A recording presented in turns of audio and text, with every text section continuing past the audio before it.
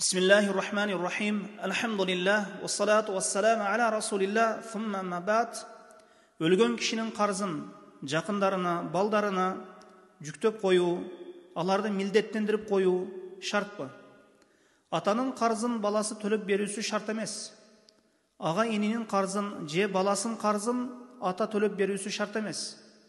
Ошондуктан биздеги чоң бир катачылык жаназа намазы окулар алдында бардык адамдардын алдында бул кишинин қарзын ким төлөйт деп, ким өтөйт деп балдарынын бирине атасынын қарзын жүктөп коюу чоң бир катачылык.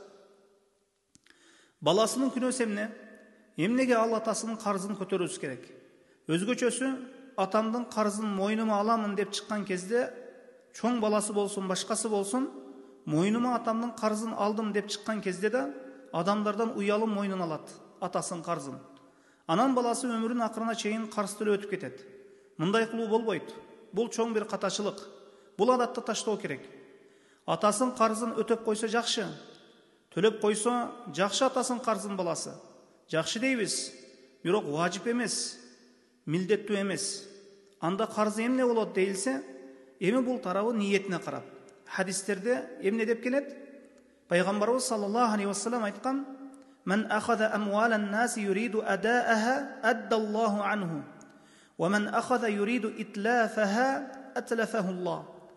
Ким адамдардын малын кайтарып беремин, орундаймын деген максатта алган болсо, карызга алган болсо, Аллах анын атынан орундайт ошол карызды.